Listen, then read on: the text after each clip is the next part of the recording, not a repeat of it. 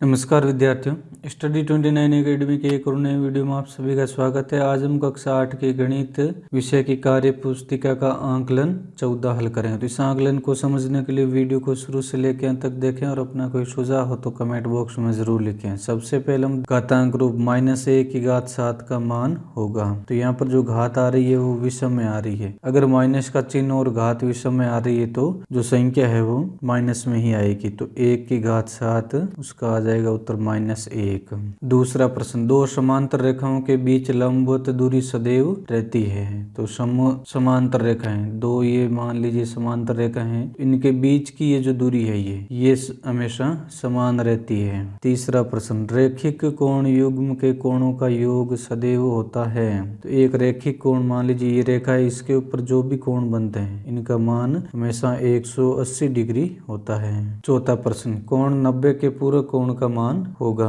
पूरक कोण में क्या होता है, दो कोणों का मान 90 डिग्री होता है। तो यहाँ पर एक कोण का मान इसने 90 डिग्री दे दिया तो दूसरे का 0 डिग्री हो जाएगा। प्रश्न संख्या 5, जिसमें पहला मानक रूप में व्यक्त कीजिए। यहाँ पर हमें कुछ संख्या दे रखे उनको मानक रूप में व्यक्त करना है। तो ए वाली संख्या को हमें मानक रूप में बदलना है। तो 3.43 इंटू 10 की घात, हमने जहाँ दशमलव लगाए उसके बाद कितने अंक है उतने हम घात लगा देंगे। तो 1 2 3 4 5 6 10 की घात है 3.43 इंटू 10 की घात है। बी में 7.004। अब दशमलव के बाद जितने भी अंक है उतनी हमें घात लगा देनी है 10 के। तो दशमलव के बाद जो अंक है वो 11 है। तो 11 आ जाएगी 10 की घात 11। तो 10 की घात 11 हो जाएगी। दूसरा है सरल कीजिए और मानक रूप में लिखिए। तो यहाँ पर हमें कुछ प्रश्न दे रखे उनको पहले तो इनको सरल करना है और फिर मानक रूप और लिखना है इनका। 3 इंटू 10 की घात 5, इसको जब हम सरल करेंगे तो ये हो जाएंगे 3 के आगे 5 शून्य लगा देंगे और प्लस में है 2 इंटू 10 की घात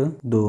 तो यहाँ 2 लिख देंगे और जितने घात है उतने शून्य लगा देंगे। तो 0 0 2 0 0 3। अब इसका हमें मानक रूप और बताना है। तो इसका जब हम मानक रूप लिखेंगे तो ये हम बराबर लगाकर 3.002 इंटू दशमलव के बाद यहाँ मान लीजिए दशमलव लगाए तो 1 2 3 4 5, तो 10 की घात 5, ये इसका उत्तर हो जाएगा। बी में है 5 इंटू 10 की घात 6, यानी 5 के बाद 5 लिखने के बाद 6 शून्य 2 3 4 5 और 6। 4 इंटू 10 की घात 5, 1 2 3 4 5, ये हो जाएंगे। 2 इंटू 10 की घात 3, 1 2 3। अब इनको जोड़ लेंगे 0 0 0 2 0 4 5। अब हमें इनका मानक रूप बदलना है। 5.402 इंटू 5 के दशमलव के बाद कितने अंक है दाहिनी तरफ, तो 10 की घात 1 2 3 4 5 6 10 की घात 6। इस प्रकार ये इसका मानक रूप आ जाएगा।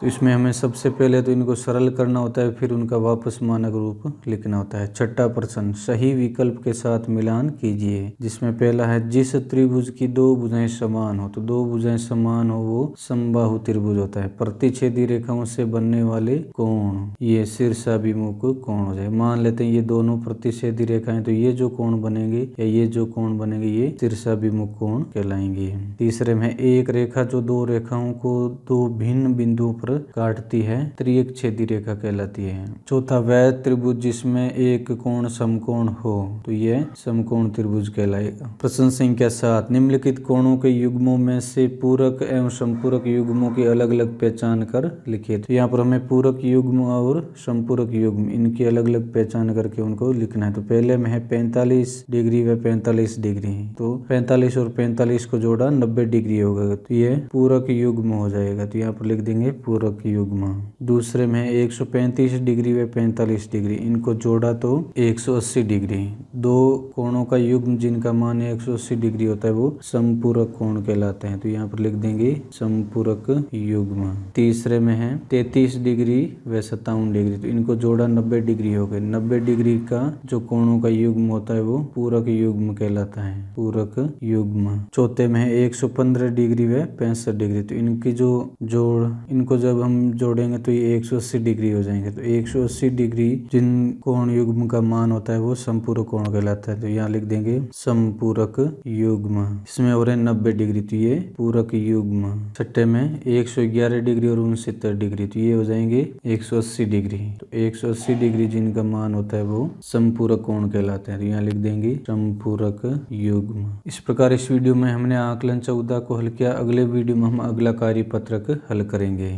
वीडियो अगर उपयोगी लगा हो तो इसको लाइक करें और अपने दोस्तों में शेयर करें। चैनल पर पहली बार आए तो चैनल को सब्सक्राइब कर लें और बेल आइकन भी दबा दें ताकि आने वाले वीडियो के नोटिफिकेशन आपको समय पर मिल सकें। वीडियो को पूरा देखने के लिए आपका बहुत बहुत धन्यवाद।